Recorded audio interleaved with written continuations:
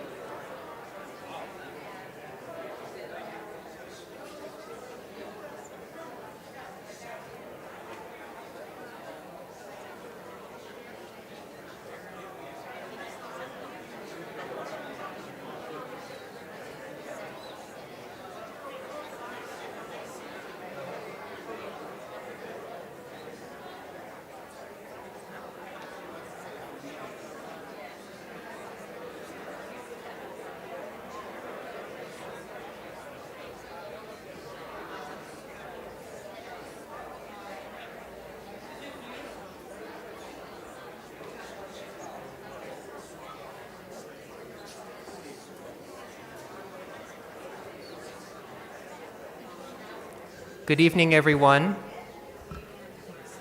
Hi, good evening. We're going to get started. Welcome to the Temple Emanu-El Streicker Cultural Center, and a big welcome to everyone joining us virtually. My name is Warren Klein, and I'm the curator of the Herbert and Eileen Bernard Museum here at Temple Emanu-El. Thank you. It's my pleasure to welcome you to the closing night of our current exhibition at the Crossroads of Sefarad in the footsteps of the crypto-Jews. For me, personally, it has been an unparalleled experience as our first in-person exhibition to reemerge after COVID.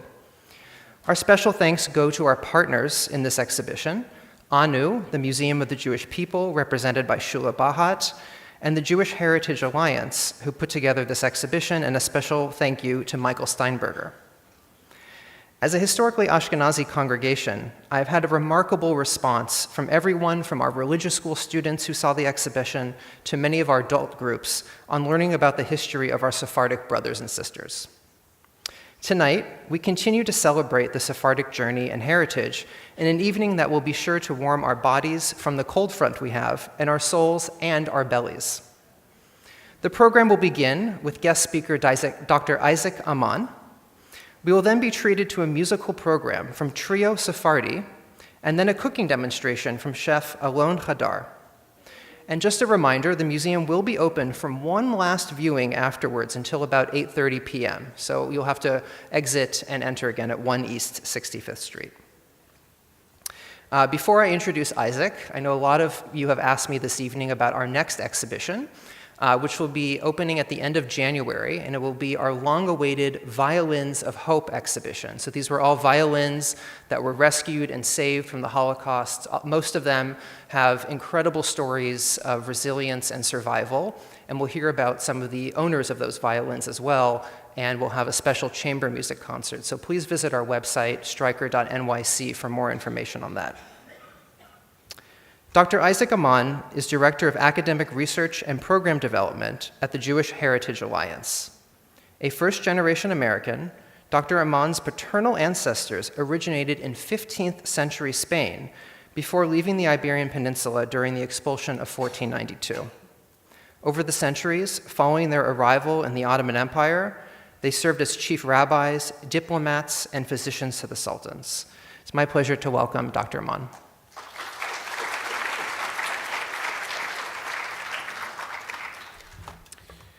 Warren, thank you for the introduction and the invitation to come back. It's always a pleasure to see you. Clergy and trustees, members of Temple Emanu-El, guests, friends, colleagues, ladies and gentlemen, good evening. Next slide. I'd like to first recognize Mr. Michael Steinberger, founder and CEO of Jewish Heritage Alliance, who is here with us tonight from Miami. He's in the back. It was Michael's expansive vision of promoting the saga of Sefarad to the world at large that gave birth to Jewish Heritage Alliance. Next slide. A global platform comprised of nearly 50 communities, governments, universities, synagogues, museums, and organizations. He was instrumental in creating this exhibit in collaboration with the Anu Museum of the Jewish People, the leading Jewish diaspora museum in the world. I'd like to thank the Streicker Cultural Center and the Bernard Museum of Judaica for hosting this exhibit. Their assistance has been most appreciated. Please advance. Nearly 8 months ago, this exhibit at the Crossroads of Sefarad in the footsteps of the crypto Jews had its global debut at this landmark synagogue, center, and museum in New York City. I spoke here on opening night and provided an overview of the history of Sefarad from a macro perspective. In September, a French version opened at the Centre Européen de Judaïsme in Paris. It will, we hope, travel to other major cities around the globe. This closing night, however, the focus is not the macro, but the personal, not the remote, but the intimate, not history so much as memory. Yet the line blurs between them. Next slide. History is defined by the Oxford English Dictionary as the formal record of the past, that branch of knowledge which deals with past events, the study of the formation and growth of communities and nations. Another definition is a relation of incidents, a narrative, tale, or story. In other words, history is the art of telling a story, and stories are composed of the thoughts, words, and deeds of people. Inextricably associated with this art of storytelling in every age is that of memory, the art of retaining information over time. Next slide. An indelible connection between history and memory exists. They need each other. As Timothy Snyder, a historian at Yale University, notes, memory exists in first person. If there isn't a person, there isn't a memory, whereas history exists above all in second or third person. Over time, as the past collapses and recedes into something messier, we tend to collectively remember major milestones, the people and the things that cut the deepest. While these intergenerational stories certainly reside in our individual memories, they live on in external trappings, artifacts, names, language, food, music, of religion, culture, or a way of life. They connect us across the generations and around the globe, which is why we strive to preserve and perpetuate them from generation to generation, l'dor vador. They collectively form an indispensable part of our personal and national identity, especially in the 21st century. Whose story is being shared? Whose narrative is being told? And in this quest, museums play a fundamental role. Tonight, to commemorate this Sephardic past, we will hear Ladino songs and taste kibbeh, courtesy of Trio Sefardi and chef Alon Hadar. I will first share some memories of my ancestors, especially my paternal grandparents, alav shalom, of blessed memory, who played a formative role in my personal life. This is the legacy of Sefarad as seen through the eyes of one family. Next slide. We begin in Genesis, or Bereshit, the first book of the Hebrew Bible, or Torah, for that is where the name first appears. The Almighty, in bestowing a new name upon Abram, or Avram, announced to him that your name will be Abraham, Avraham, for I have made you the father of many nations, Av Hamon Goyim. The name Hamon thus translates as multitude or many. Although the name in English is Amon, the Hebrew retains the biblical Hamon, Hey Mem Vav Nun. Next slide. History records the presence of an individual with that name in 1492, one of the most earth-shattering years in the annals of Jewish and world history. In January, Muhammad XII, Boabdil, the last Sultan of Granada, surrendered the Alhambra to Ferdinand and Isabella, the Catholic monarchs, as seen in this painting. Boabdil's Jewish physician was an eyewitness. His name was Isaac Amon. Next slide. In March, the Edict of Expulsion was issued from the Alhambra in Granada, ordering all Jews to leave Spain, their homeland of 1,500 years, within 120 days or 4 months. Next slide. While thousands converted to Catholicism or sought refuge in Portugal, Spain's western neighbor, Isaac's son Joseph and infant grandson Moses accompanied thousands of their co-religionists and headed east across the Mediterranean to the Ottoman Empire. They settled in Constantinople or Istanbul and made a life for themselves and their descendants, becoming part of the Eastern Sephardic diaspora, augmented in succeeding centuries by crypto-Jewish arrivals from the Iberian Peninsula. Joseph became a physician to Ottoman Sultan Bayezid II, who ruled from 1481 to 1512, and his son Selim I, who ruled from 1512 to 1520. Joseph attended them on military expeditions, visiting Jewish communities in Egypt, Iraq, and Syria, where he died. Next slide. Joseph's son Moses rose even higher than his father in the esteem and service of the Sultan and his Jewish brethren. He served as physician, advisor, and diplomat to Suleiman the Magnificent during most of his nearly half-century rule from 1520 to 1566. Moses funded schools and synagogues, paid Jewish scholars to translate works into Turkish, Persian, and Arabic, and valiantly defended his co-religionists from blood libel allegations. He authored medical and dentistry textbooks. A copy is seen here and is currently held in the Library of Congress and the National Library of Israel, carried out diplomatic missions, and persuaded Suleiman to intervene with the Republic of Venice on behalf of Dona Graciana C., the most famous Portuguese crypto-Jew, helping her and her family to escape the Inquisition and arrive in the Ottoman Empire. Next slide. Nicolas de Nicolay, a well-known French traveler in the 1550s, met Moses and sketched his portrait, which can be seen in this exhibit. He personally described Moses as, quote, of age about 60 years, a personage great of authority, having the first dignity and much esteemed for his goods, knowledge, and renown as for honor, end quote. Thereafter, the Amon name largely recedes into silence for a few centuries. Next slide. My ancestral story reappears in the mid to late 19th century. My great-great-grandfather, Isaac Amon, or Ishaq Amon Effendi, born around 1850, is the earliest known member of my directly traceable family branch. He was a professor of mathematics, a rabbi, and a member of the Istanbul Communal Council in the early 20th century. As a sign of his prestige, he was offered the position of chief rabbi of the Ottoman Empire around the time of the 1919 to 1923 Turkish War of Independence. Unwilling to become involved in politics, he declined this offer.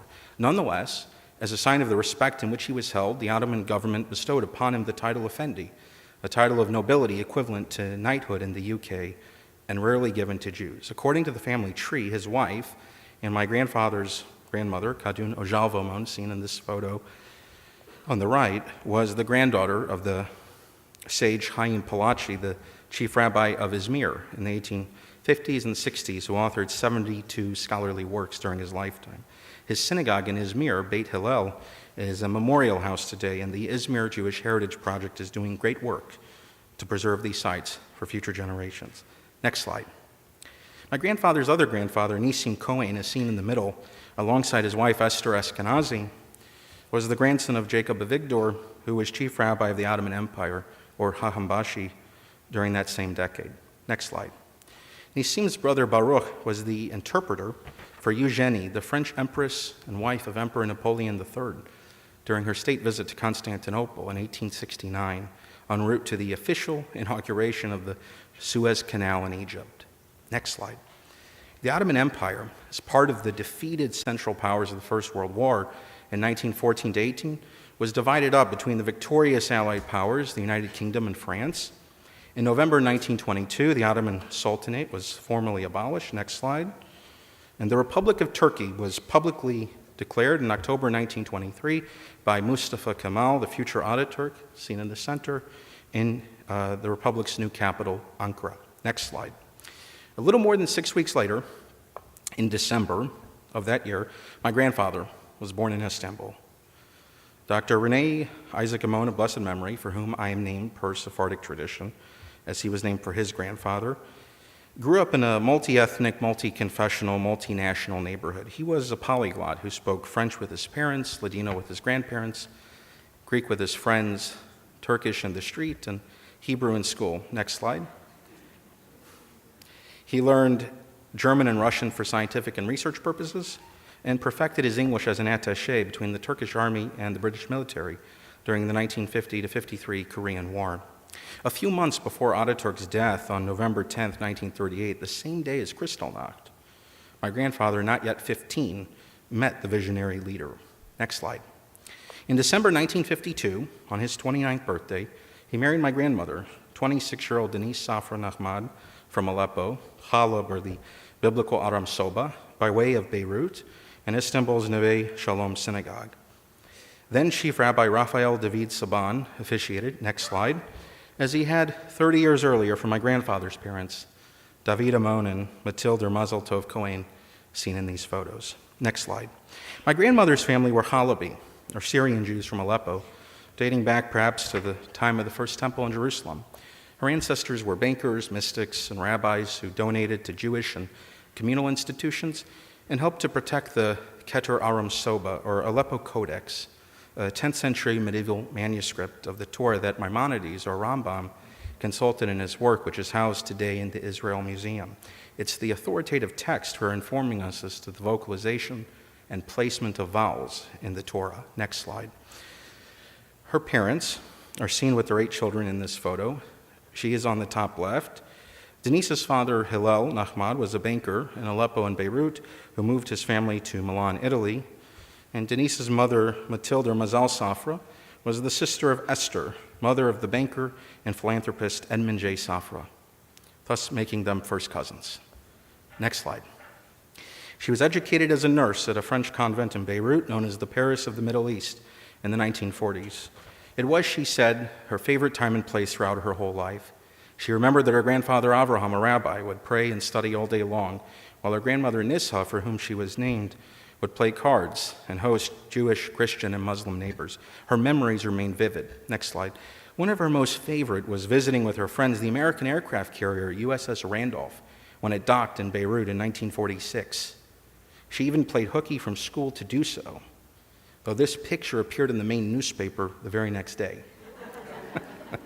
Next slide. Cosmopolitan, urbane, and chic, both educated at the Alliance Israélite Universelle, my grandparents were married for 6 decades and remained proudly Sephardic, yet fully at home wherever they lived, ranging from the former Ottoman Empire's territories, the Republic of Turkey, Turquia Cumhuriyeti, and the French Mandate for Syria and the Lebanon, Mandat pour la Syrie et le Liban, to their final and longest chapter in the United States as they crossed oceans, continents, and half the globe from Istanbul to Chicago in 1957 with their 3-year-old son Errol, my father, who is turning 69 next week. Next slide. My grandfather's master's in engineering from Istanbul Technical University was insufficient for career advancement. As such, despite 15 years of engineering practice, he attended Northwestern University to obtain his PhD and earn his union card, as he put it. In his early 40s, he wrote his dissertation and taught full-time at the University of Illinois at Chicago, the Circle, retiring as full professor of structural engineering. My grandmother, who spoke 5 languages, worked at the flagship Marshall Field store in Chicago on State Street as a fashionista for 40 years. Next slide. They helped to found Sephardic congregation in Evanston, Illinois in 1971, formerly called the Portuguese Israelite Fraternity. It served as a meeting place between East and West, between Sephardim from the former Ottoman Empire and those from Europe, from the Dar al-Islam and Christendom, but all with a common origin in ages past as Iberian Jews, forever parted by that infamous Alhambra decree of 1492. Next slide. My grandfather's interests were numerous and his curiosity insatiable. He continued to read works throughout his life in multiple languages, listen to classical music, collect stamps, watch movies, discuss religion, history, literature, and mathematics. Mentally lucid until the end, speaking in French, English, Turkish, and Ladino, with friends and family in person and on the phone, just a few days before his passing in October 2018, he impressed upon our family the lasting importance of remembering these stories and passing them on to posterity, to those who will not know him except in memory. He was a worthy heir to the vibrant and ongoing legacy of Sefarad. Next slide. Growing up, when I visited my grandparents in Chicago, I would often hear Ladino, Greek, Arabic, French, Hebrew, English, and Turkish. A Sephardic congregation and their home became a melting pot for Sephardim and other immigrants in the Windy City. They kept in touch with friends and relatives around the globe with different nationalities, religions, and backgrounds, believing everyone has something to contribute to the enduring human quest for ultimate meaning in the cosmos. And when they visited us in St. Louis, they brought with them their Sephardic and Halabi linguistic, liturgical, cultural, and culinary traditions and practices, such as huevos haminados, borecas, kubbeh, mjedra, and lach majin, which emerged, next slide, with those of my Yiddish-speaking maternal Ashkenazi grandparents. I do have Ashkenazi in me, too. Henry Hudkin and Lillian Rubin, of blessed memory. And their stories included surviving a pogrom in Ukraine in the aftermath of the Russian Revolution, arriving at Ellis Island in November 1922, growing up in pre-Depression St. Louis, delivering milk by horse and buggy, and combating anti-Semitism in the U.S. Army during World War II. Of course, it involved eating lox and bagels, cream cheese, and kugel. And this unity at the table, especially Passover, when one could simultaneously hear Yiddish, Ladino, Arabic, and French, produced an exceptionally enriching synthesis of diverse cultural, historical, and traditional approaches, representing constitutive aspects of the global and millennia-old story of the Jewish people. Now, my grandparents all belong to the ages, but for 25 years, at least one grandparent lived with us in our St. Louis home. Accordingly, my brothers Max and Reuben and I were privileged to grow up with them, learn directly from them, and be with them at the time of their passing. Their lessons, teachings, and stories continue to profoundly influence me. I see and hear them in memory, and I feel their continuing presence, which will surely last all the days of my life. Next slide. In August 2019, I went to Istanbul and visited the chief rabbinate, the Neve Shalom synagogue, the apartment in which my grandfather grew up, and met his cousin, Denny Ojavo, who still lives there. Next slide. I also located the graves of my great-grandparents, David Amon and Matilde Cohen, and great-great-grandfather, Ishaq Amon Effendi, whose epitaph in Turkish and Hebrew still records nearly a century after his passing that he was honored by the Turkish nation and mourned for by his people. My genetic story, ladies and gentlemen, reveals that my ancestors hail from Egypt, Iraq, Italy, Turkey, Lebanon, Spain, and Portugal. And the Amon diaspora spans the globe, from the United States to Turkey, Costa Rica to Israel, and Switzerland to Australia. I am most honored to have with us tonight my father, Dr. Errol David Amon, and Mrs. Nadia Shaweki, Ney Nachmad, one of my grandmother's sisters, who was born and grew up in Beirut and now lives in El Paso, Texas. Other family and friends are present as well, and it's moving to have them all here tonight. Next slide. The next generation of the Amon family has also arrived. In March, days before this exhibit's opening night, my brother Max and his wife Rivka welcomed the baby boy David Chaim. David is for his paternal grandfather, who in turn was named for his, and Chaim is for his remote ancestor, the sage Chaim Palachi of Izmir. Next slide. The late Yosef Hayam Yerushalmi, a famous 20th century scholar, in his powerful work Zachor, Jewish History and Jewish Memory, observes that the Torah enjoins the children of Israel no less than 170 times to remember the effects that affected or impacted our nation across the generations. Sometimes, however, events worthy of remembrance are not only those great ones which create a nation or liberate a people from bondage. It happens in our day-to-day lives. It happens in a grandfather welcoming everyone to join the Passover Seder in Ladino, a grandmother making kubbeh with her young grandchildren, or each generation transmitting these family stories and passing on books, items, heirlooms. We remain bound throughout space and time. My grandparents' lives, spanning most of the 20th and part of the 21st century, show that ordinary people can have extraordinary lives. Most importantly, they show what the zeitgeist, or the times in which we live, is finally recognizing. Their stories are not just Sefarad, nor even the Jewish people. They are the human story, the story of all of us. 25 generations have passed since the unity of Sefarad was torn asunder by the 1492 Edict of Expulsion. Next slide. Yet the calls of history, memory, and identity beckon to each of us as they have in every generation. Indeed, our presence here tonight, ladies and gentlemen, of Jews and non-Jews, North African and Eastern Sephardim, Western Sephardim and B'nai Anusim, Ashkenazim and Mizrahim, remains faithful to one of the last commands, Deuteronomy 32:7, of Moses the lawgiver, Moshe Rabbeinu, near the end of his own life 100 generations ago. Zechor yemot olam, binu shnot dor vador, sha'al avicha v'yagetcha, zekenecha v'yomer lach. Remember the days of old.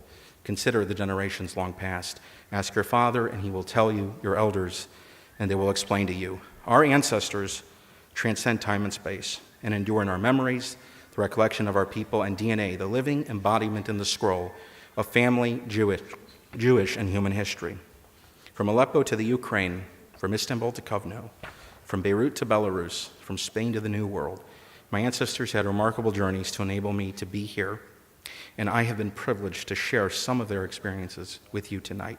Next slide.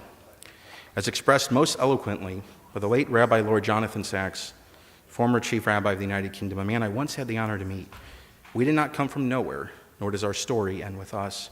We are chapters in a long and still being written story, a letter in the scroll of the book of the people of the book.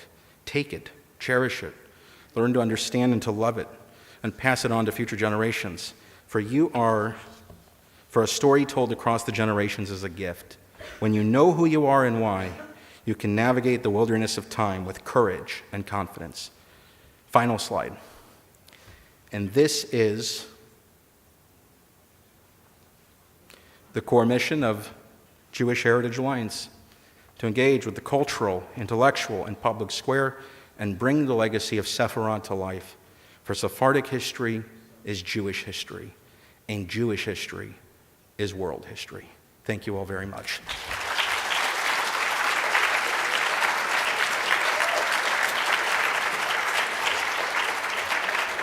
Thank you so much, Isaac.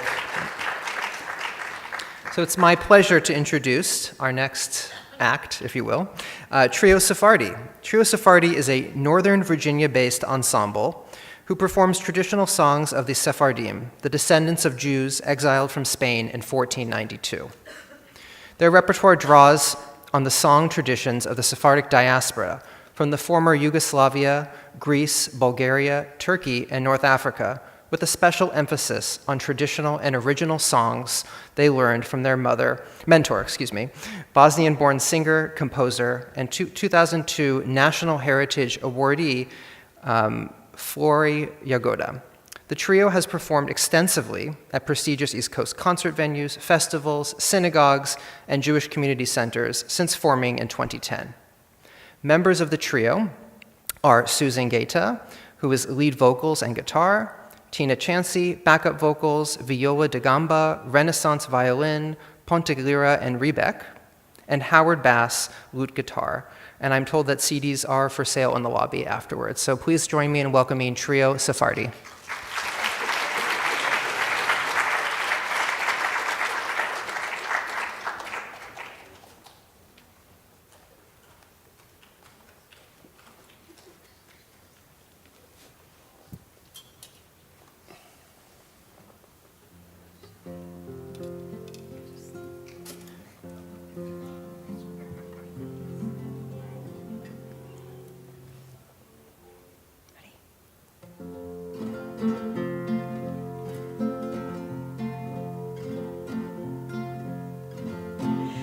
ti, España bien querida, nosotros, madre, te amamos. Y mientras toda nuestra vida tu dulce lengua no dejamos. A ti, España bien querida, nosotros, madre, te amamos. Y mientras toda nuestra vida tu dulce lengua no dejamos. Anche tu nos desterraste e de tu seno no estancamos de amarte. Anche tu nos desterraste e de tu seno no estancamos de amarte.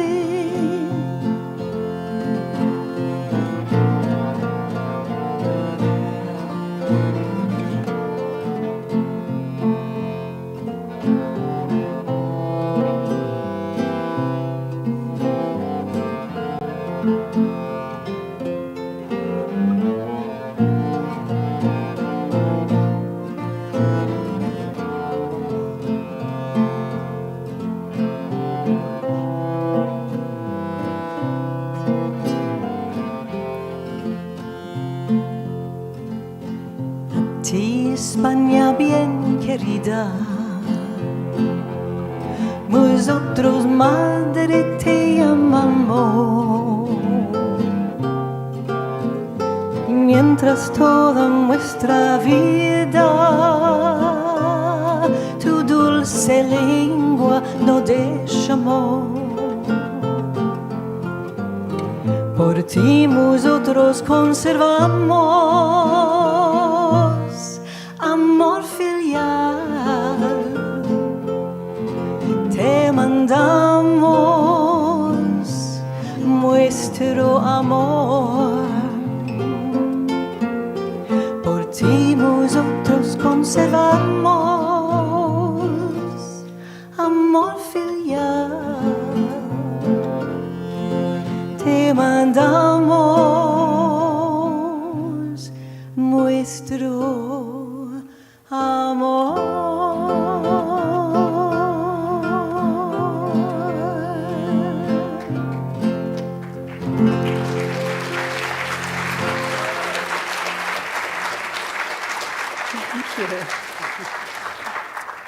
That's a beautiful poem by Abraham Capone, who was a poet and writer, journalist, teacher, cantor, born in Romania in the late 19th century, lived in Sarajevo for a number of years, wrote that beautiful poem, A ti España, which shows that even after centuries of exile from Spain, the Sephardic Jews still had a connection to their what had been their ancestral home for more than a millennium before they were exiled in the end of the 15th century. And our dear Nona, Flori Jagoda, set that poem to music.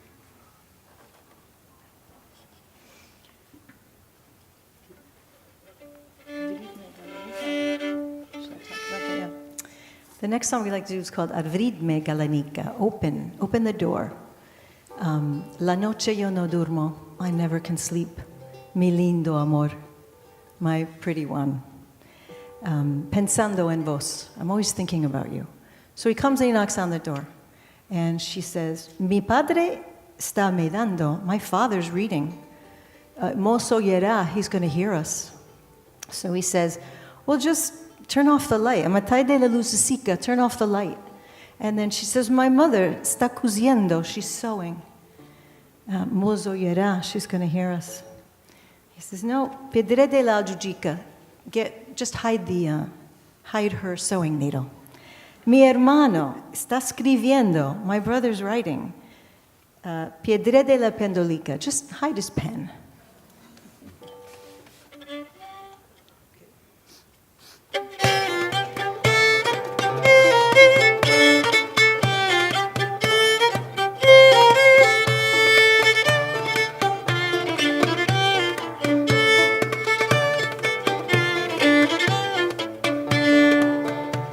Abridme galanica que al amanecer, abridme galanica que al amanecer, la noche yo no durmo, mi lindo amor, la noche yo no durmo pensando en vos.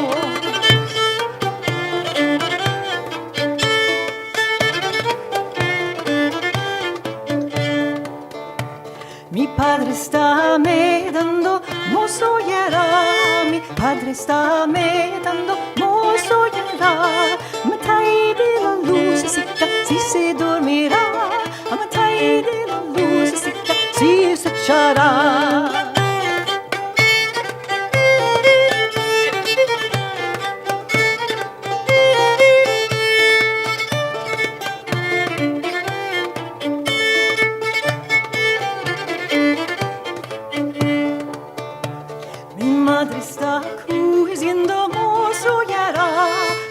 Está coziendo, mozo yara, pedre de la chica, si se dormirá, pedre de la chica, si se echará.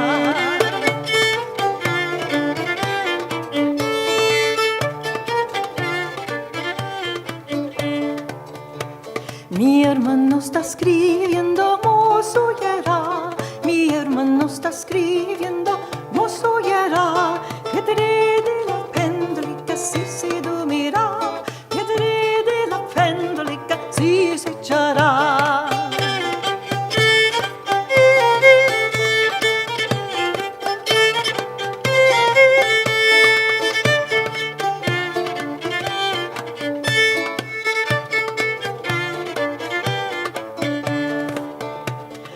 avrine galanita, che amanecer, avrine galanita, che amanecer.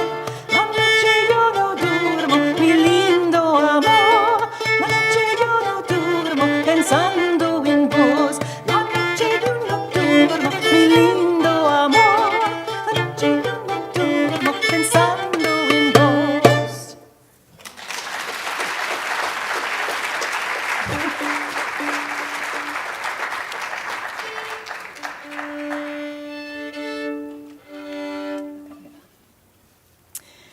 The next piece is called La Capara, and it's about Yom Kippur. And Flori wrote this story, and she used to tell us about her nonu, her grandfather. El nonu nos llama, the grandfather calls us, las 5 de la mañana, and it's 5 o'clock in the morning. And he'd come down to the children, and he would wave a chicken over their heads to take away their sins, la capara.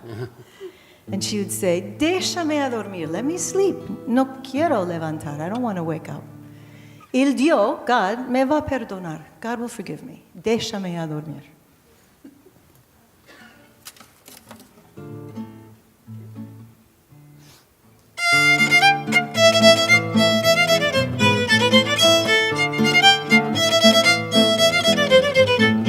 El nonno nos llama a las 5 de la mañana. El gallo está gritando, a todos despertando. Déjame dormir, no me quiero levantar. Déjame dormir, y Dios me va a perdonar. Déjame dormir, no me quiero levantar. Déjame dormir, y Dios me va a perdonar. Ay.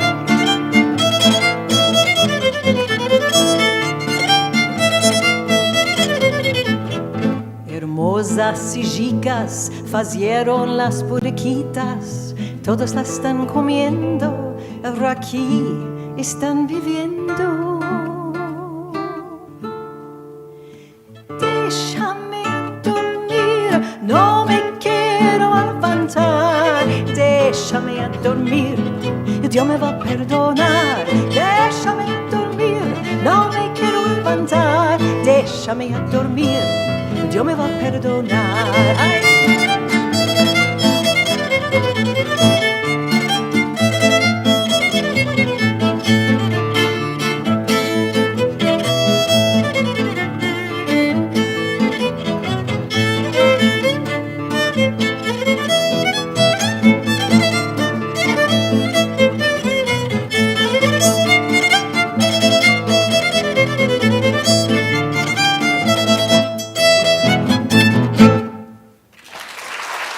Tina Chansey.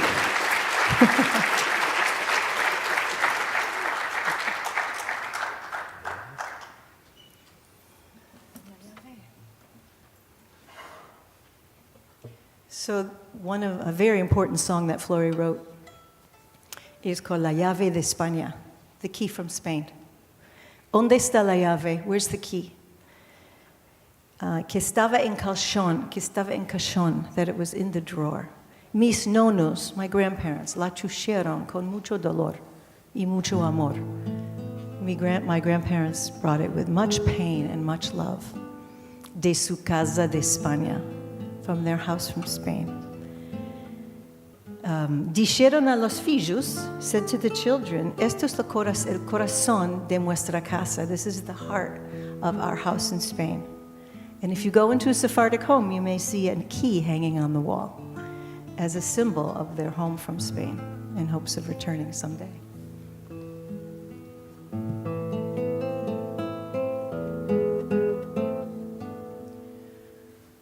¿Dónde está la llave que estaba en cajón? ¿Dónde está la llave que estaba en cajón? Mis nonos la trajeron con grande dolor de su casa de España, de España. De su casa de España, de España.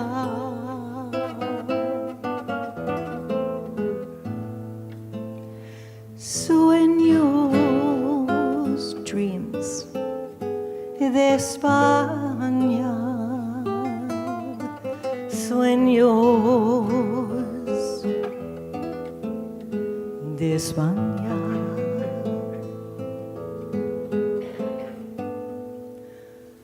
¿Dónde está la llave que estaba en cajón? Mis nonos la trujeron con grande amor.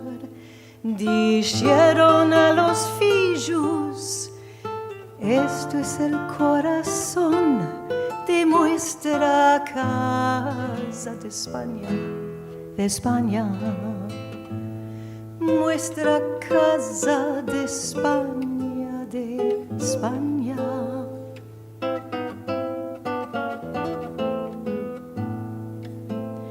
Sueños de España, sueños de España.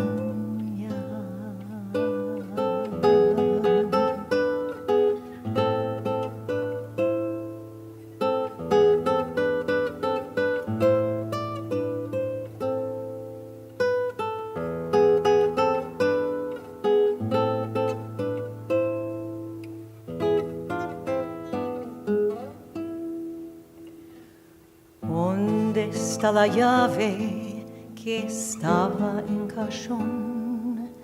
Mis nonos la trujeron con grande amor. La dieron a los nietos a meterla al cajón. Nuestra llave de España, de España. Nuestra llave de España, de España.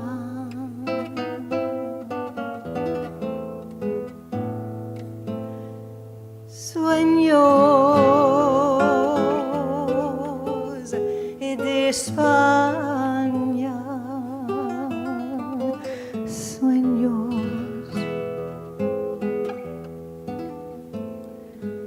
de España.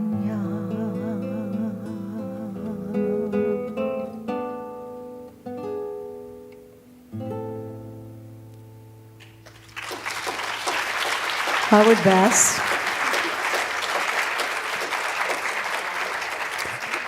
I would like to tell you that when you hear a song like that we learned directly from Flori. Flori composed these songs. Sometimes she was setting traditional songs to her own settings. Sometimes she was using old melodies to write new songs. In this case, this is one of her compositions. And we learned from her. And when I would go to her every Monday night for more than a year, where she would drill me on these songs. And believe me, if I didn't get it right, she'd say, no, go back. So what you're hearing and what we're trying to do is continue the work that Flori did so beautifully in her lifetime, and to extend the life of her music and her story into these times after she has gone on before us. And we're doing it in our own way, kind of with our own spin, because she never used any of these wonderful string instruments that I'm playing. So I just wanted to introduce you. This is a rebec. It's used in Renaissance and medieval music, and it sounds lovely here. This is a Renaissance violin, which has gut strings a little smaller than a regular violin, and this is based on one from 1588. This instrument is the ponteglira, also called a quimanche, and it sounds like a bad cold. You'll hear She calls it the kvetch sometimes. Yes. And then this is the viola da gamba, which is a cousin of the violin family. You see, it's really related to the guitar. Or lute, it has 6 strings, it has frets, and it's tuned in fourths with a third in the middle. So these are the instruments that we're adding to Flori's favorite guitars and percussion.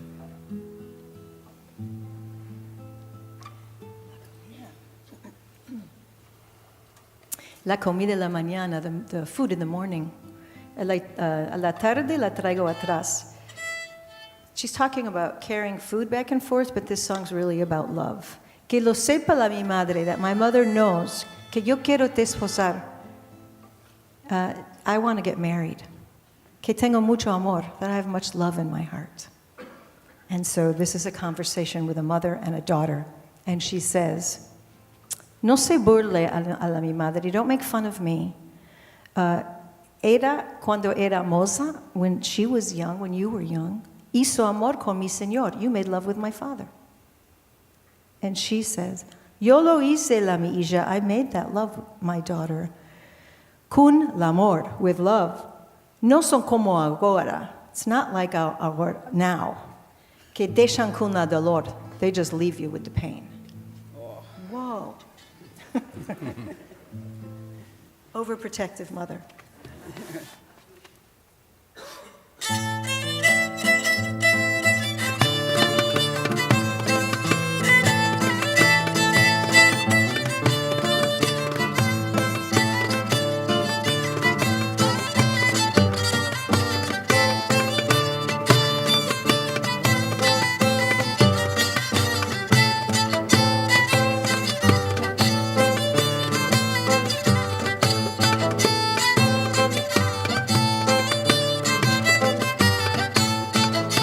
La comida la mañana, la tarde la traigo atrás. La comida la mañana, la tarde la traigo atrás. Que lo sepa la mi madre que yo quiero desposar.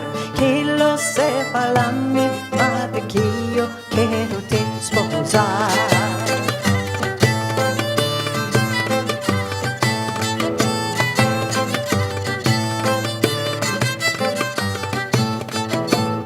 Una hora en la ventana, otra hora en el balcón. Una hora en la ventana, otra hora en el balcón.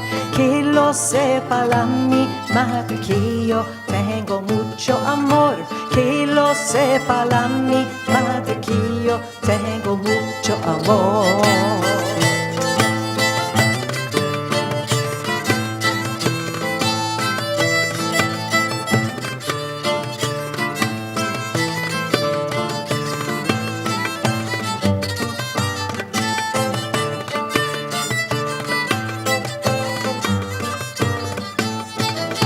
No se burle la mi madre, no se burle del amor. No se burle la mi madre, no se burle del amor. Ella cuando era moza hizo amor con mi señor. Ella cuando era hermosa hizo amor con mi señor. Yo lo hice la mi hija, yo lo hice con el amor. Yo lo hice la mi hija, yo lo hice con el amor. No son como los de ahora que dejan con la dolor. No son como los de ahora que dejan con la dolor.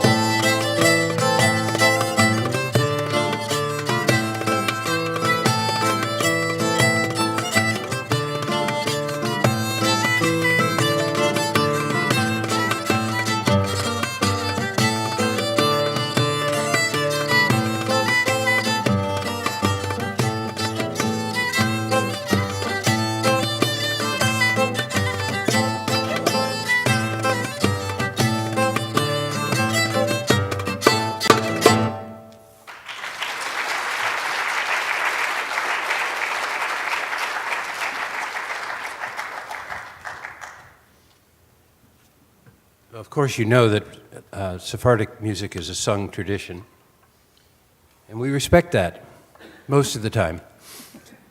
We do like to show off our instruments a little bit.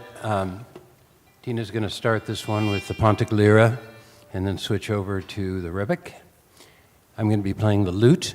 Lute is, in case you're not familiar, which I'm sure most of you are, but in case you're not, it's a direct descendant of the oud, the alud, the instrument of the Middle East, of North Africa, of Turkey, even Greece.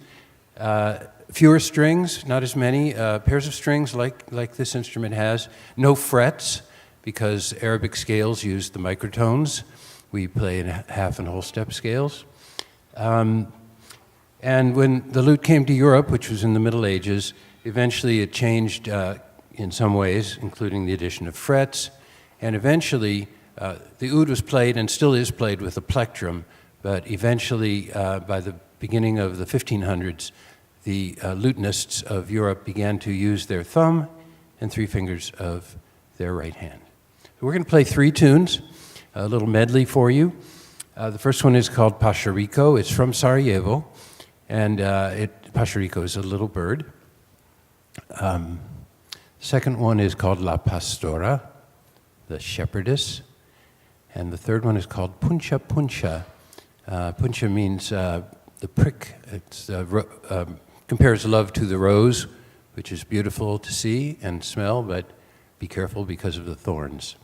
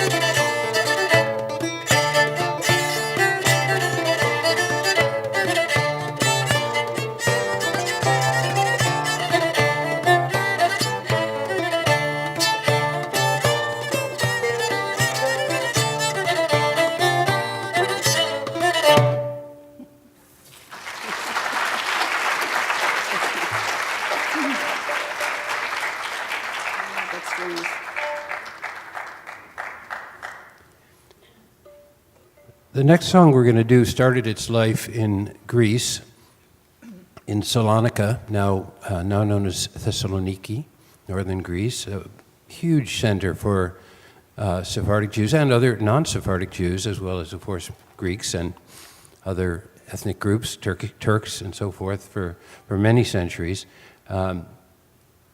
This song was originally written as a Greek popular song. Rebetiko is the style. And there were two Sephardic Jews, musicians in Salonika, who would find Greek songs that they liked, that were popular, and they would write lyrics in Ladino and record them, and they were played and learned and loved. And this song is called Cien Drachmas al Dia. A man makes the magnificent sum of 100 drachmas, and he feels confident that it's time for him and his girlfriend to get married and go off. And he says, let's go to Palestine and escape the madness. Now, this is the mid-30s when this was written. And there is, I'm sorry, a sad end to this in the sense that these two gentlemen who performed under the names of Sadak and Gazol were part of the late transports from Salonika by the Nazis toward the end of the war. More than 40,000 Jews from Salonika were put on trains, sent to Auschwitz, and murdered. And the two who adapted and wrote this song were among those 40,000. We owe this song and our knowledge of this song to a wonderful Israeli group called Yama.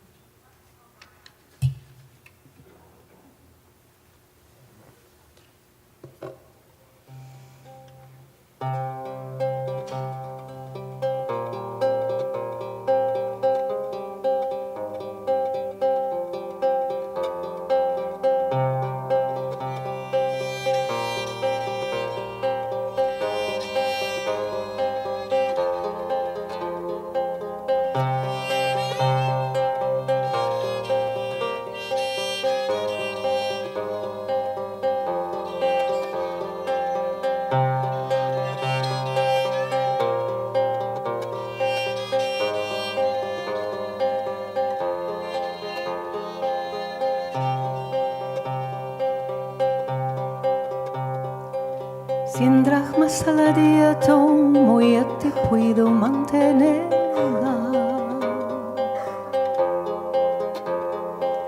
De tu madre no la como hay, da mano a mano que te quiero detener. De tu madre no la como hay, da mano a mano que quiero detener.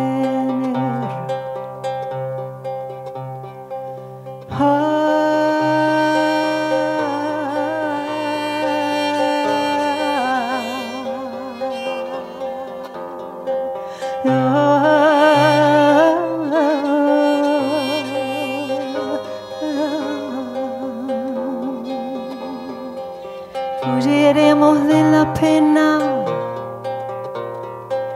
porque yo ya sé ganar.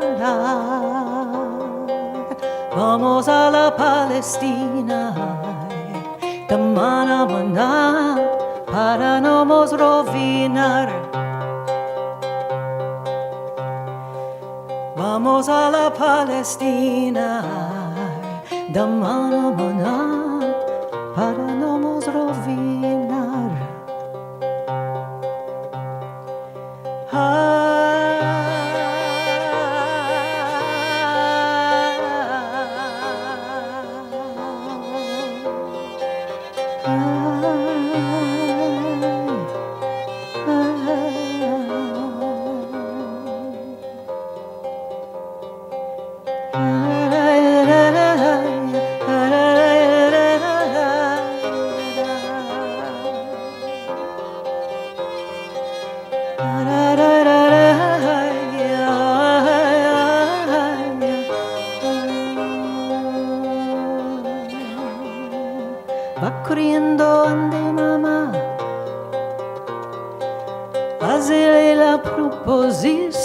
Amon. Quiero solo una cama de Amon, que es la consolación. Quiero solo una cama de Amon, que es la consolación.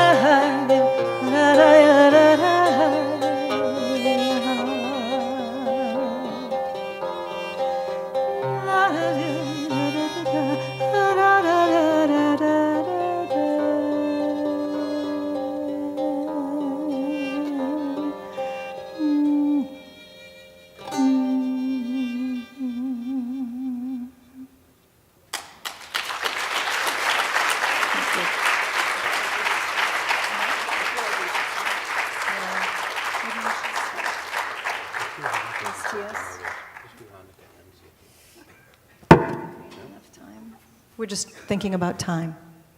How are we doing on time? Anyone? Maybe in another one or two? Should we do? We have.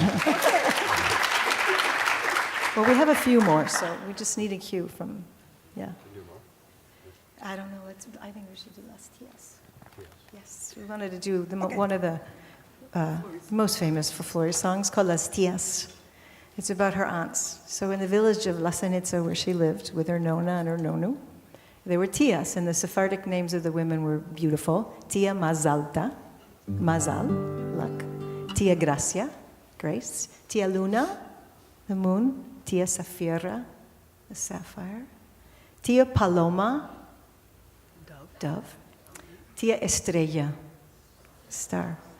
And she would go to different aunts' houses for different holidays. She would go to Tia Luna for Noche de Haggadah, the night to read the Haggadah for Passover. And Tia Paloma for a comer en la sukkah, to eat for Sukkot in the Sukkot. And this song is a very special song, and it's an honor to sing it, and it's in the memory of her family and her aunties. Florie's entire family, with the exception of her parents and one uncle, were all murdered and taken out of La Sanitza and thrown in a mass grave. Howard and I had the privilege of being able to travel there and say Kaddish with her and do some performances in Sarajevo. So this song, it's wonderful. And it's very festive. And I've asked Floria about that. She said, well, this is to remember them, to all of the wonderful times we had together, to celebrate the joy of my family. So that's what we're going to do.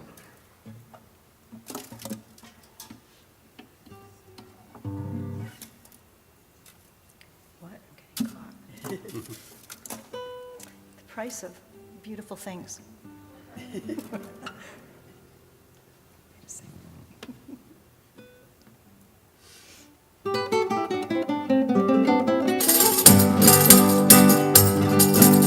Tia Mazalta Muzvayama, Noche de Hanukkah. Tia Gracia Muzvayama, Noche de Hanukkah. Para acender las ajalías con mucha wow. Las Hanukkías de sierva blanca, muscalia limpiar.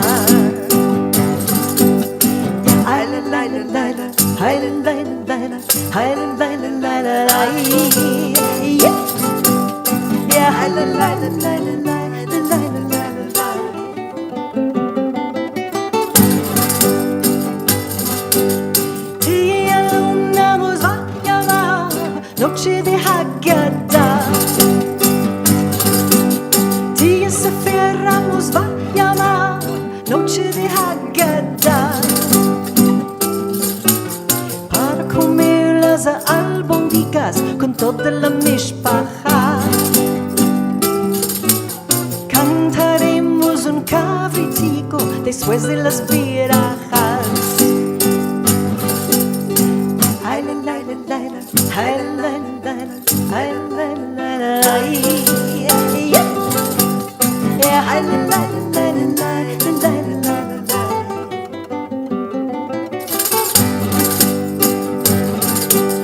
Tio Paloma nos va a llamar a comer en la azúcar.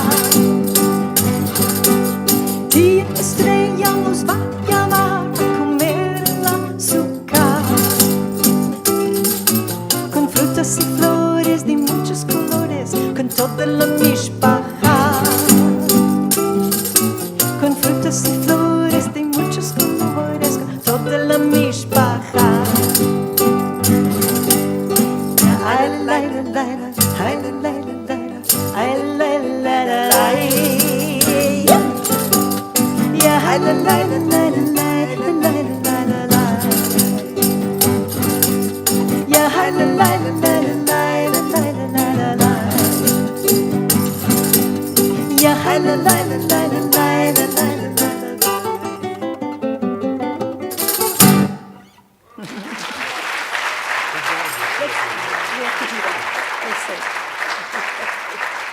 Thank you so much. Thank you very much. We do want to do one more. We want to whet your appetite because we're going to have a cooking demonstration in just a moment. But we did promise the folks here that we would do a food song. Mm-hmm. And this is the best one we know. It might be the only one we know. We know a lot of drinking songs. Yes. We know a lot of drinking songs. This song is a fascinating song. It's supposed to come from the island of Rhodos, which again at one time had a fairly sizable population of Jews, and it's called Siete modos guisar la berenjena, 7 ways to make eggplant. Now that's seven ways to enjoy eggplant. Yeah. Now that may sound like a lot of ways to enjoy it, but I have to tell you that the original set of what they called coplas, the verses were 35 ways. So this is the Reader's Digest version. Siete We're doing modos. 7, so. So each verse is a sort of shorthand description of how to Different prepare. recipes. Right, But the more than chorus- anything is a mi tío, to my uncle, será así, that you can't have eggplant without vino. Yes. So con el vino, and that chorus keeps repeating. If you want to sing it with us, you're welcome to join.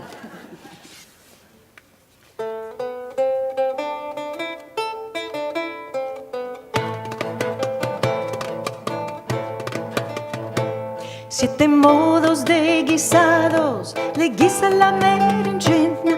La primera que la guisa es la baba de Elena y la hace bocadicos y le mete en una cena. Esta comida la llama comida de berenjena. A mi tío será así, que le agrada beber vino. Con el vino, mucho bien al el vino.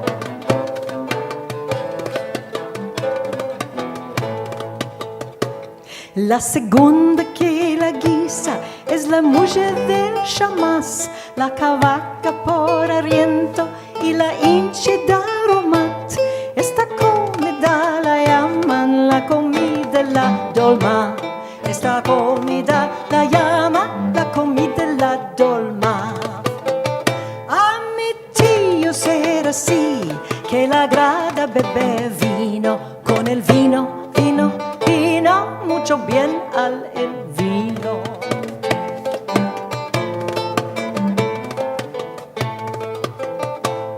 La tercera que la guisa es mi prima Estarchote, la cavaca por arriento y la hinche de arroz mote. Esta comida la llama la comida la almondrote. Esta comida la llama la comida la almondrote. A mi tío será así, que le agrada beber vino. Con el vino, mucho bien al el vino.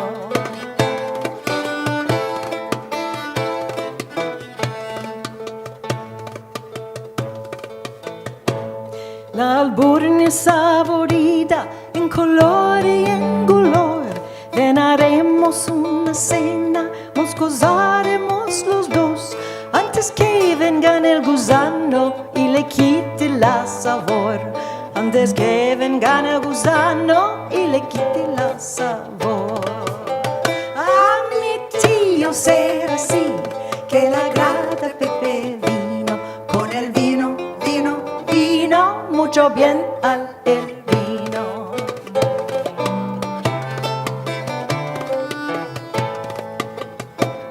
En las mesas de las fiestas siempre brilla el gendron, y él hacemos pastelitos, ellos brillan en los platos, esperando ser servidos con los huevos jaminados, esperando ser servidos con los huevos jaminados.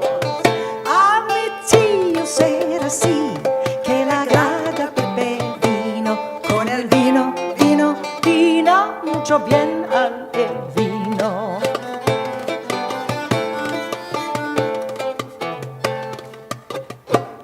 La salata malayasina es pastoso y saborida. Mi vecina la prepara con mucho aceite e oliva. Estos platos acompañan a los rostros de gallinas. Estos platos acompañan a los rostros de gallinas. A mi tío será así, que le agrada beber vino, con el vino, vino, vino, mucho bien al el vino.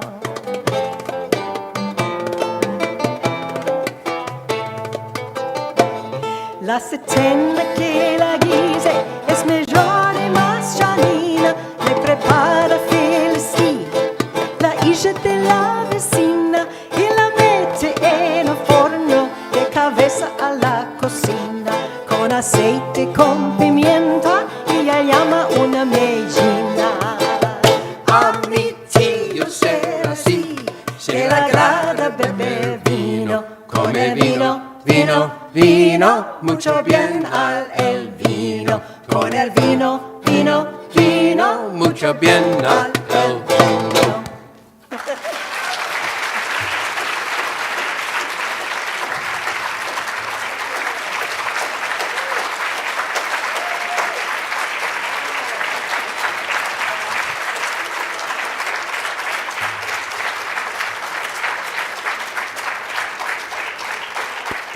Thank you so much. Please give a round of applause. That was wonderful. Trio Sefardi. So we have one last presentation for you this evening. Thanks for sitting tight. It's my pleasure to welcome Chef Alon Hadar, who is the chef and owner of Hamara, a New York City-based catering company. Born in Jerusalem and raised in a Jewish Kurdish family, Alon was a writer and journalist at Haaretz, the leading newspaper in Israel. 10 years ago, he began to work in restaurants in Israel, and 3 years ago, just before the pandemic, Alon relocated to New York to work as a chef at a restaurant in Tribeca. Alon will demonstrate how to make kubbeh, however you pronounce it tonight, a traditional Iraqi dish which has recently gained popularity in the United States. After the demonstration, please take a plate on your way out this evening. So please join me in welcoming Alon, Chef Alon.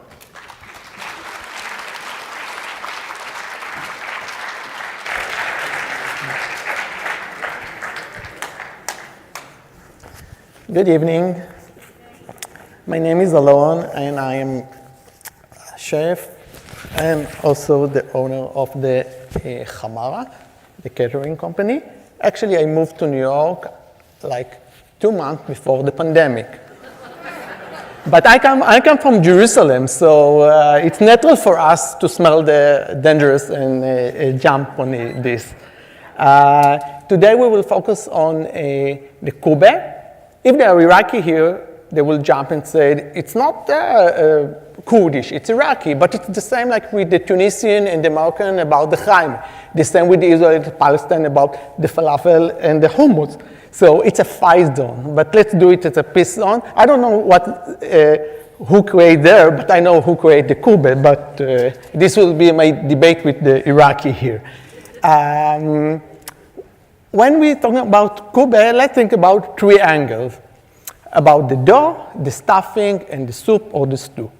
Why to think about this like that? Because it takes hours to make the kubbeh. I remember my grandmother sitting and spend a lot of hours to make the kubbeh. Maybe because she cooked it for half of the neighborhood in Givat Shaul in Jerusalem.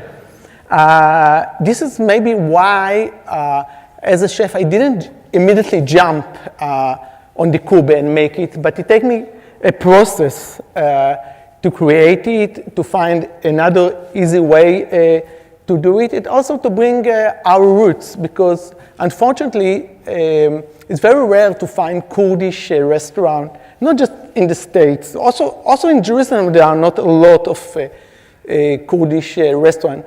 Actually, my house was really it was in the middle of the Machane Yehuda market. If you visit there, you know the famous restaurant, Machane Yehuda. So my house was now the building. Now it's the preparation room for the restaurant.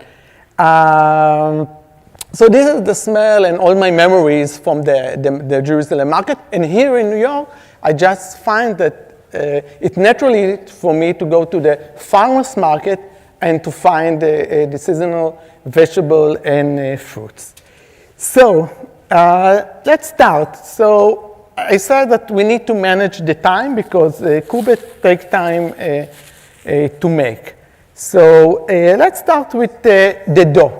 The main ingredients in the kubbeh, it's the burgul. What is burgul? Burgul, it's dry wheat that actually cook, and after it dry, and after it they grind it. It depends on the size. The big one go to the tabular salad or to the mejadra. The original mejadra was from burgul, not from rice.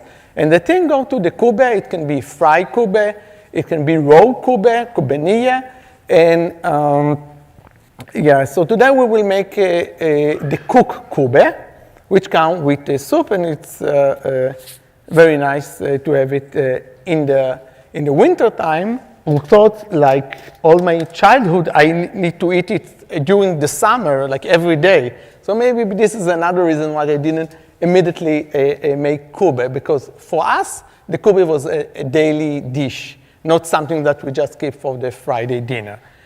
So with the burgul, I need to soak it with water. The balance should be between 1 to 2, 2.5 for the water. So I start to scale it. If my grandmother will see that I scale food, she never used with scale. It was like this. And actually, all the recipe we will send to you. And any questions, you can send me an email and I can explain to you. So yeah. So I soak, it needs like 30 minutes to soak the burgul with the water. I also add salt because we want that the dough will also have a taste.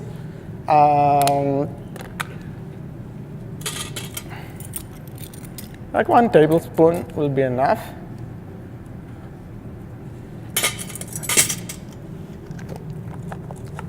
But I don't use just with the burgul. I like to add also semolina flour, which give a earthy taste, and also help us when we shape the kubbeh.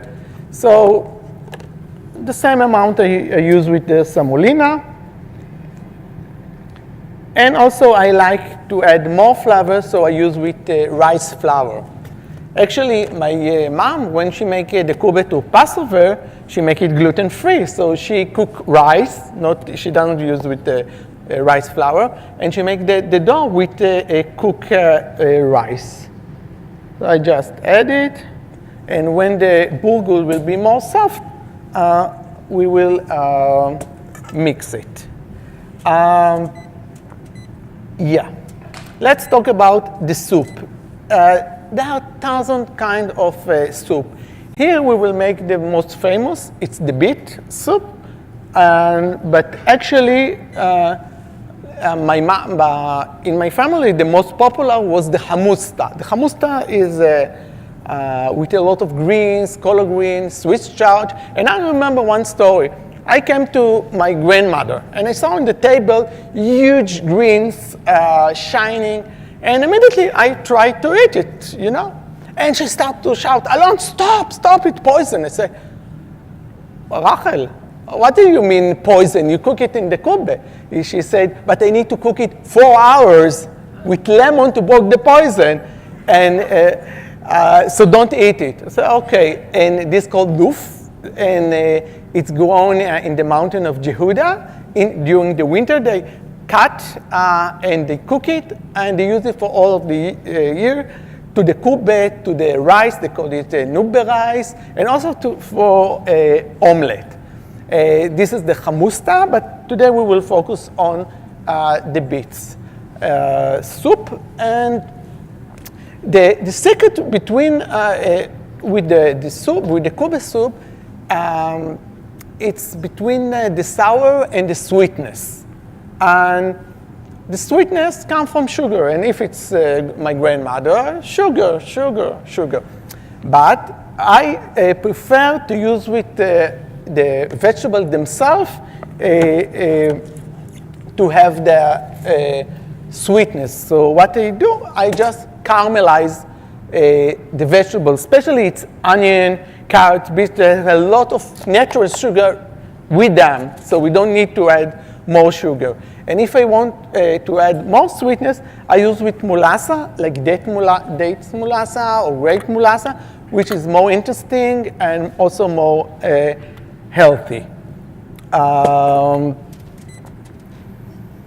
Yeah. So I will start with the soup because it takes time. And meantime, we can talk about the stuffing. Most of the stuffing, it's ground meat that you saute with chopped onion. I like to add baharat, the garam masala of the Iraqis, which is very, have a cinnamon, all spices, very aromatic, and parsley and celery leaves for the freshness. But I find a new way to do the stuffing.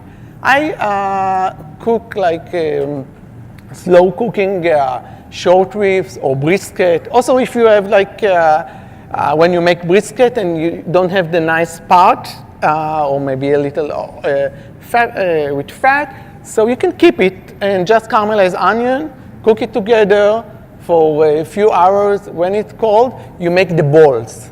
You make the balls and you freeze them. So when you shape the kubbeh, it's more easy to shape with a frozen ball than ground meat. But I will show you today both. So let's start to caramelize the vegetables. Again, there are a lot of sweetness with the beets and the carrots.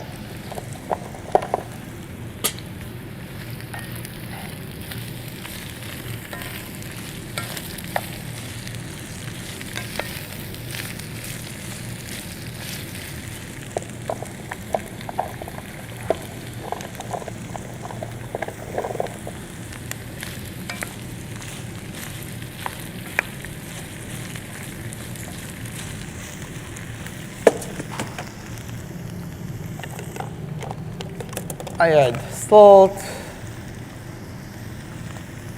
And after it starts caramelized, I will put the date mulasa, lemon, and in the end, the water.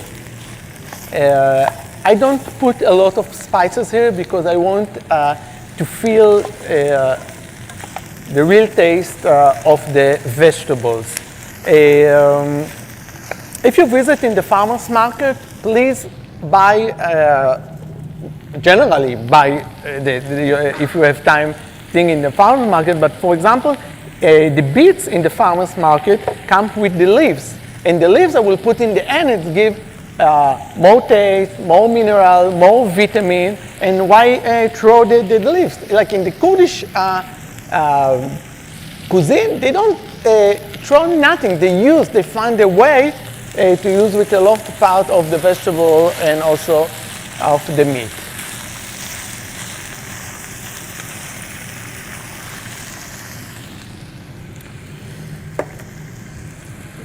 Okay, like after half an hour, the bowl will start to soak the water, and I can mix it with the other flour.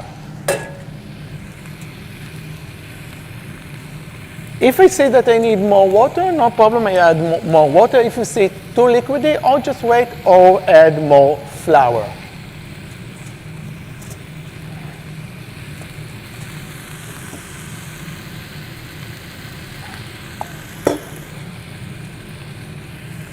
And again, we need time. So, to my advice, don't do the kubbeh in one day. Do it before, and like a week before, and a few days before, and just freeze the kubbeh. And when you have the dinner, just make the soup, jump inside the dumpling, and around 12 minutes, it should be ready. So it's a better way, to my opinion, to do it. A little sticky. Okay, so this is the time that I add the mulasa.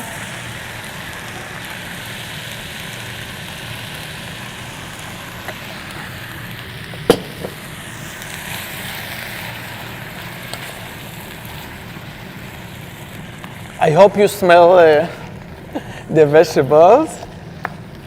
Yeah.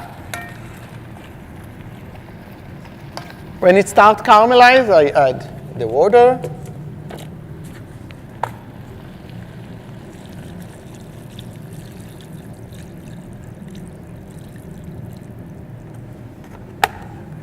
Yeah.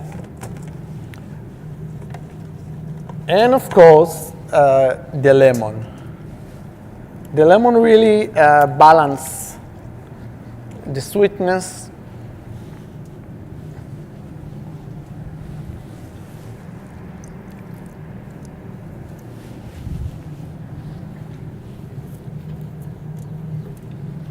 Again, if you don't have mulasa, and the molasses you can buy in any Mediterranean grocery, you can use with sugar.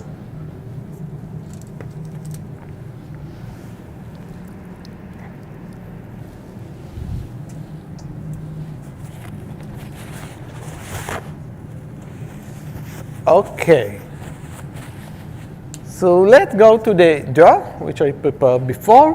When we start work with the dough, we need a bowl with the water, because we don't want that the dough will stick to our hand. And first, I work in benches, so I just scale the bowl. The balance between the stuffing and the dough should be 2-to-1. And all the grandmother all the time have a competition who make the most thickness dough. If you see 1-2-inch dough, you understand that they need to practice more. So my bowl, I take a little water, I take the dough, I make it like 35 grams, and the stuffing like 20 grams. So first I make the balls, and after it I start to filling it.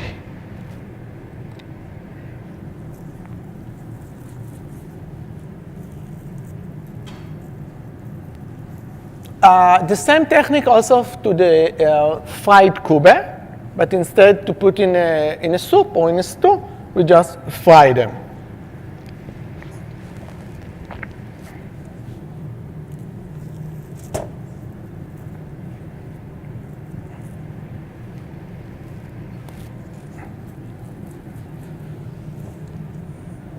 think that my grandmother make 300, 400 kubbeh. It's unbelievable. Yeah. I remember one wedding when I was really 5 years old. It was in a village near Jerusalem. It's called Zakaria. There are a lot of Kurdish immigration there. And there was a wedding to the son of my uncle. And after the ceremony, we go to eat, and there are only two big pots. One huge with kubbeh, and the second with white rice and a little soda on the side. That was the dish for the wedding, and instead order catering or like the family and also another women in the village helped to make the kubbeh to the wedding. And when there was another wedding, the other woman helped to make the dish. I don't see the men's make kubbeh, so this is my place now. I don't. Again, it was a really. I need to have a really long process to make the kubbeh because I have relationship with the kubbeh because it represented me all the time. The woman there and the man just wait, and I didn't like it. So if you ask me why I did it now, I can tell you. Again, we talk about food as a memory, as a history. It's not about just if delicious or not delicious. And I think some of the Kurdish food, it's start to disappear in the world, and I want to bring it, especially here in New York. So this is one of the reasons that I make the kubbeh, because I really want that these dishes, amazing dishes of the Kurdish, and they have a lot of dishes that are you can find them in the restaurant. I want that people will know them. Like for example, in Shavuot, my grandmother made kubbeh. It's like a Kurdish empanadas. Actually, they make the dough and the stuffing. The stuffing was cheese, a mix of cheese. And they build themselves open fire with a sage, which is a metal that you put on the fire. And every woman starts to make the flatbread with a mix of the cheese. And she cooked like 50, 70. And after she finished, the other lady come and cook. And I still remember the smell. You can't find it anymore, not just in Israel. So this is why I try to return it, but in more modern way or more healthy way, like I use with olive oil and not canola oil. And I really look for good ingredients in the farmers market, and I support small farms because everything come together. And again, it's not just about the food. The only spices that I add to the soup, it's black pepper. And don't forget the leaves in the end. Okay, so to the main thing is to the stuffing. So look, to save time, I just make them at home. It's like this is from a brisket. I add caramelized onion. I add black pepper, baharat, and a lot of parsley and celery leaves. It can be fatty. I think actually this is the only thing that give the fat in this dish because the soup doesn't have fat and the dough doesn't have, so it can be a little fatty, but a little. And I just take one and I wet my hand because I don't want that it will be stick to my hands, but not too much. You can all the time have a paper towel, so play with this, and we take the dough and we flatten the dough, When we see that it's stand and not broken, we can take the stuffing and start to close it very, very, very gently. All the time I say, think that you have a little chick in your hands, so very gently shape it and roll it. And in the end, it became a ball. If you see a hole, it's okay. Just take a little dough and fix the hole. I can tell you in the beginning I make a lot of broken kubbeh, because if you have hole and cook them in the soup, they will explode in the soup and broken. I eat a lot of broken kubbeh. This was my lunch. You get just the nicer. And again, you can freeze it. It can keep the 2 months, and just make the soup. Like 20 minutes take time to make the soup, and put it there. 12, 15 minutes, and it's ready.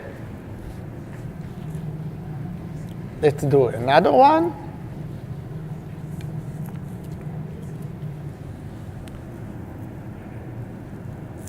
I flat it. I don't know if there are high-tech people here, but if there are, one day create a machine to make the kubbeh. It will save the world. Look here. This is the dough. I take this.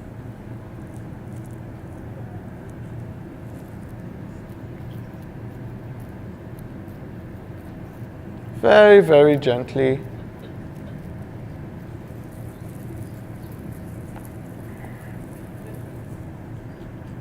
Oh, I saw a small hole, and immediately I fix it with a little of water. Yeah, of course. Again, today you eat fried kubbeh, not my kubbeh, but I most of the time make it more in a healthy way. Yeah, but it's fried kubbeh. It's great. In Israel, it's like a street food sometimes. Yeah. Let's try to do it with the ground meat, and you will see that the challenge it's more difficult.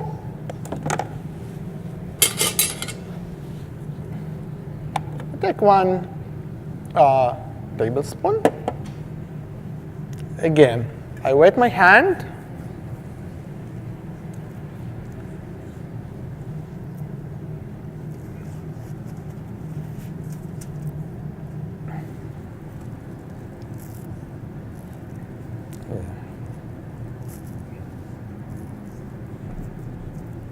Think about 400 kubbeh per day. Okay.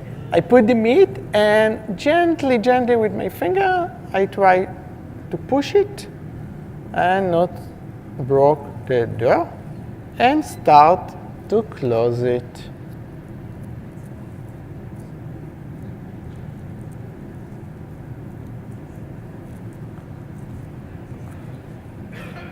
Very, very gently. It's super soft. So when the soup is ready, it's better to put it immediately, so it not change the shape. Although there are a lot of kubbeh that are actually more flat. I like my kubbeh like a ping pong. Yeah.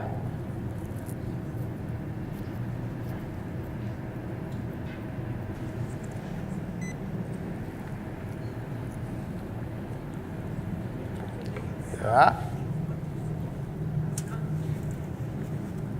I want to taste the soup and see.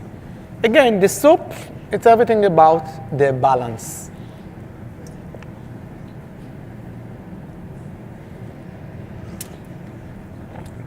Okay. More salt.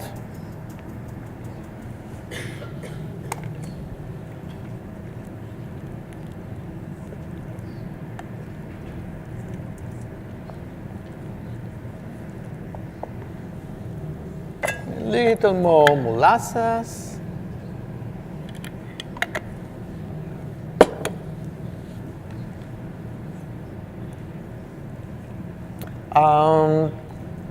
So actually here in New York, I